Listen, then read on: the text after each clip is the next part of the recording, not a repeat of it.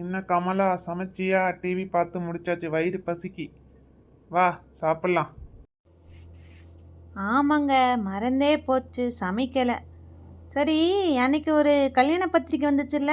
இன்னைக்கு நிச்சயதார்த்தம், நாளைக்கு கல்யாணம்ல. அப்போ இன்னைக்கு நம்மளுக்கு நைட்டு சாப்பாடு அங்கேயா? ஐயா ஜாலி.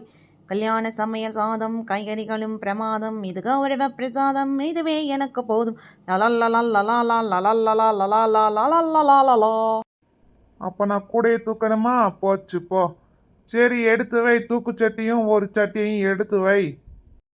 ஆமாங்க, கொஞ்சம் சோறு அதிகமாக வாங்கிக்கோங்க, ரசம் நிறைய ஊற்ற சொல்லுங்க. நம்ம நாளைக்கு வச்சு சாப்பிட்டுக்கலாம், சரியா? கல்யாண வீட்டுக்கு போயிட்டு வந்துட்டு இங்கே வைக்கிற ஃப்ரிட்ஜை வித்துடலான்னு பார்க்குறேன். நீ என்ன நினைக்கிற? உனக்கு அது ஃப்ரிட்ஜு மாதிரி தெரியல, ஏதோ பழைய குடோன் மாதிரி இருக்கு எனக்கு.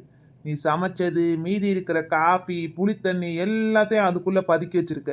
அங்கே போய் திறக்க போனால் அதையும் செய்ய விட மாட்டிக்க. மிச்சம் இருக்கிறதையா போட்டு போட்டு நீ கொல்ற. ஏதாவது குழம்பு இல்லை சாம்பார் மிச்சமாச்சுன்னா அதை சேர்த்து சுண்டக்கஞ்சி ஆக்கி பழையதுக்கு தொட்டுக்கலாம். அதுக்காகத்தானே நான் வச்சுருக்கேன்.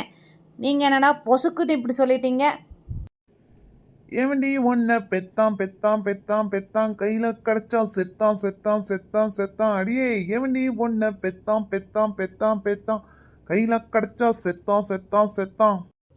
மொளராம கூடையில் போய் பாத்திரத்தை எடுத்து வைங்க. சாப்பாட்டுக்கு கொஞ்சம் பெருசாகவும், ரசத்துக்கு கொஞ்சம் பெரிய தூக்குச்சட்டி, குழம்புக்கு ஒரு சின்ன சட்டி, அந்த மாதிரி எடுத்து வைங்க.